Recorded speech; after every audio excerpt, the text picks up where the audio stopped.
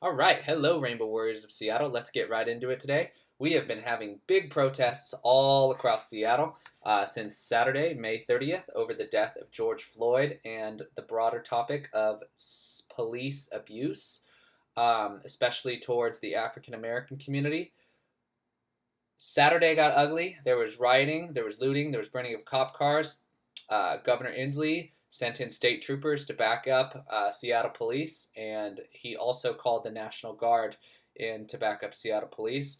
The last couple of days, there has been a standoff between protesters and between the Seattle East precinct over in Capitol Hill. So let's go over an update of the entire situation.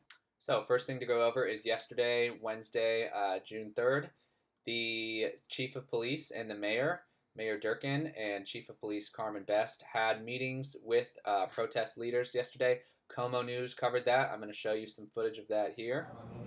Because there's a reason why. One second, I think Brother Andre has to exit. As the days go on, people get more defensive. People are coming out with gas masks now. People are coming out with speedo goggles. People are coming out with hot hands to be able to grab the shrapnel because we're starting to not get afraid of it. It's kind of desensitized to grab the shrapnel and throw it back.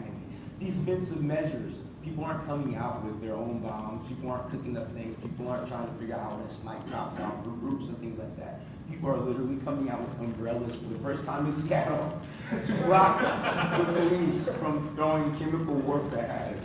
You know what I'm saying? So just for you, the best PR move, and the best change in action that you can make right now, just be like, oh, I just did a change. That was great. To even suffice and maybe pacify us a little bit, even sad to say, would be saying we're going to stop doing that. We're going to stop deploying chemical warfare on the people, the good people of our cities. And we're going to stop using pepper spray and getting little children that should be able to stand for what's right, because we're trying to teach our kids that they can stand for what's right. So the first thing they kind of talk about is how they want the police to be easier on the protesters and that the protesters are getting more defensive. And they want to stop the tear gas and the pepper spray and the so-called chemical warfare. And I think the big difference in perspective here between the protesters and the police is that on Saturday there was rioters and there was looters and there's people destroying businesses, property, etc. And so they were not peaceful anymore. It had escalated from a peaceful protest to a riot. And it is difficult to know whether protests are going to remain peaceful or if Antifa and looters and rioters are going to show up, and whether or not you should bring your children, if your children are going to be safe from pepper spray. Unfortunately, a child got pepper sprayed on Saturday. So just a little clarification of perspective there. People were saying, oh, this little Asian girl should have shown up at the riot and the protest. No one's rioting. People were protesting. She should have the right to be able to stand, and we should be able to train our kids. I should be able to bring my little one and my little cousins and little nephews and nieces, and they should know that. And they should have a safe place to do that. The crowd has been safe. We even protected you and made sure no one did anything to you, but we didn't have to protect you because no one wanted to do anything to you. People just wanted to listen to you, and then they also wanted to be heard. You know, and so important to see that the protest leader said nobody wanted to hurt the mayor, nobody wants anyone to get hurt, they just want to feel heard. So this is great. They're constructing dialogue and establishing that they don't want things to escalate. They just want change to happen peacefully. Well, what I was saying is this, I think this is a first thing that we need discussions about tactics and how we move forward.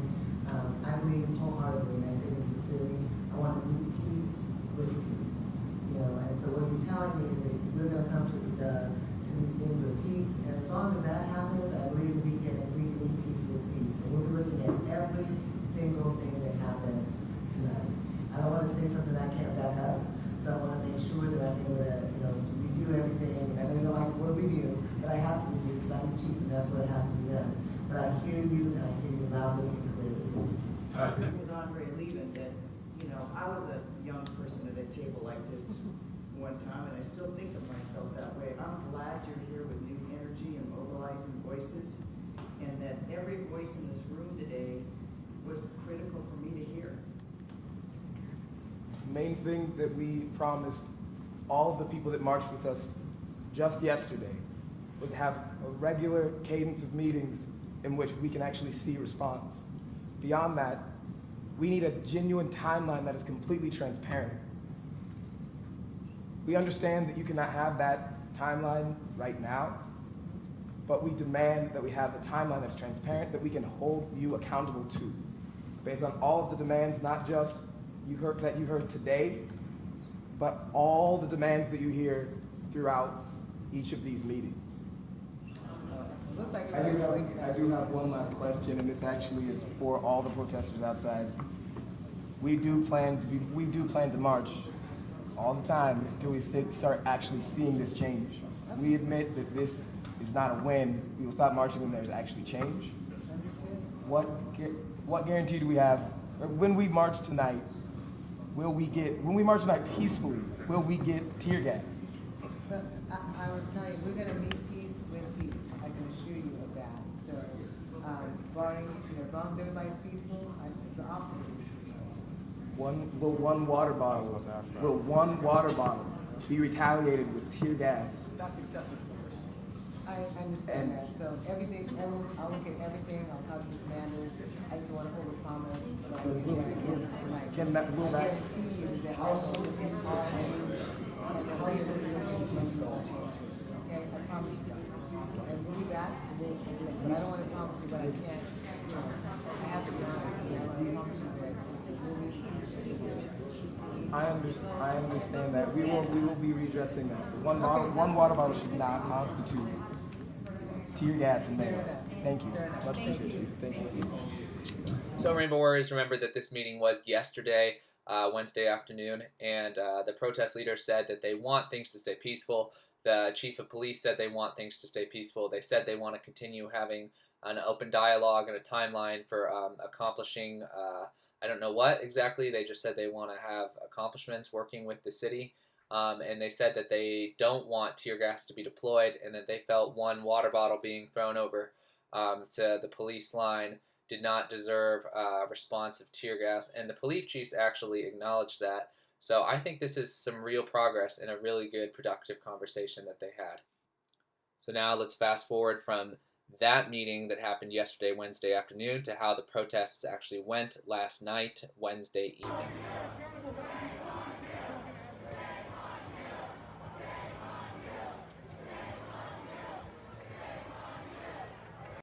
So the first thing you'll probably notice is that last night they had a much bigger gap between the front lines of the protesters and between the front lines of the police. And I think this was to give a larger gap for, water bottles or whatever, give a little more space so the police felt they had a little more control of the crowd. They didn't feel as threatened by the crowd, and they didn't feel like they were up in each other's faces. So I think this was a really imperative step. And ultimately, it was a very successful step because the rest of the night and the rest of the protest went peacefully. There was no tear gas deployed, no pepper spray. The gap sort of just let everybody say what they needed to say. I'm going to show you some more footage here. They got the chief of police, Carmen Best, to come out and say George Floyd's name to acknowledge the protesters. And there were some civil leaders who went in between the crowds, and I'll get some footage of that going too. And ultimately, I think it was a great step forward. And I think the next step now that they've had a night of successful, peaceful protests is what reform do we actually want to see be brought to the Seattle Police Department? There's the martial law band. The martial law band is down there on the corner, and they're entertaining protesters over there. You know what I'm saying? It's kind of a mix of like they're trying to admit it, but we're walking up now a few blocks to go meet Chief Best so we can get the perspective of what the police see. You know what I'm saying? Being able to talk apples to apples, man, hey,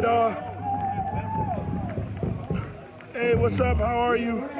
Good to see you. Being able to talk apples to apples, man, that's the first step of understanding. You know what I'm saying? So everybody is seeing the protesters, but nobody's seeing the police view. So we're gonna go up here and we're gonna see what this protest looks like. If you're a police officer, if you're a National Guardsman, yes. Good evening. Sorry, good evening. Good evening. Good evening, ma'am. Good evening. How are you? I'm good. I don't know. Can we bump it up? I'm bump it up with the chief. How are you, man? Can I walk to your left? Because the microphone's yes. right here, so anything that you say, I would want people to hear Yeah. you. So, is this live streaming? Yes, ma'am. It's about 5,000 people on here right Yeah, now. I just want you to watch your step is off. Oh, So I okay. want you Yeah, to no, get a no. view from the other side. Yes, ma'am. So far, my sense has been everything's been pretty peaceful tonight. Yes, ma'am. And we're hoping it stays that way. Mm. What have you been saying? No, it's been peaceful. There was one water bottle that I saw thrown, and it kind of shook up the posture of the team there, your officers, for a minute, and ultimately it calmed down. I think part of it also we have to thank the bare-chested trumpeter who's been playing Amazing Grace for 40 minutes. He brought the tone down, but yeah, no, it's been today has been fairly chill, and I just want to let people know this real quick on this stream. Is that my job here isn't to sit here and be like, oh, Chief Best, this, and that. My job here is exactly of what I requested was to get a view from this side. And so, We're yeah, going to grant that to you. exactly. I want you to see we have a lot of resources here. Yeah. But we really just want it to be peaceful. All right. You know, we've had all these conversations today earlier with a number of people, many of the demonstrators, as you know. A lot of people, I hadn't met before, but one of the things that they told us is that they were going to be peaceful. And what I promised them was, if you're peaceful, we're peaceful. We can stand here all night, but we just can't take rocks and bottles and that kind of thing. Right. I mean, we just can't have people injured. Nobody gets paid to do that. Right. So I think as long as we can keep it mellow and keep it calm, it'd be much better. Yes, ma'am. When we get down here, see that there's a lot more, watch your step here. Yes, ma'am. You'll see that there's a lot more. It was the chief one. Can you hear me out there? Yeah. Okay, well, we were just talking here about why everyone's here and what it means tonight. Everyone here, I know, is here to support the movement, unity, and all feel it, we can all feel the energy. We're here to support you in that. The only thing I ask is that people not engage in acts of violence. We'll stay here with you all night long. I know that this has been a trying and troubling time for so many of us, for a lot of reasons. But we want people to just be peaceful once again. We promise you that. We'll get there. We'll be here. And I'll come back. I got a walk out to the front line for the gentleman. But I'll be back. We're trying to report what everything looks like. Did you say his name with us? Did you say George Floyd with us? You guys ready? Say his name! George Floyd! Say his name! George Floyd! Thank you. Can you say one more thing for me? You stand against racism. I've always said against racism. That's easy to say. And Black Lives Matter. All right, there it is. Let's go, Chief. So there we go. We got to see what the perspective of the protesters look like looking at the police and the National Guard, and we got to see what it looks like from the police and National Guard's perspective looking at the protesters. The chief of police came down, said George Floyd's name, acknowledged the protesters. Both sides, including community leaders, said they want to encourage everything being peaceful.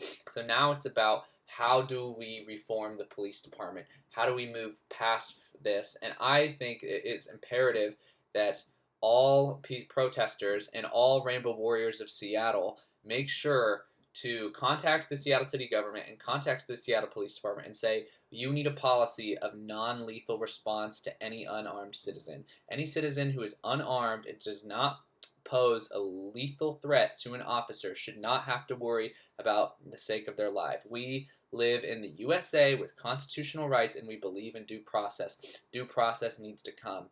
Police need to know how to de-escalate situations. There needs to be more civic education about not freaking out when you are interacting with police, even if you've done a crime, waiting for due process, taking things one step at a time. We don't need to escalate to extreme violence ever.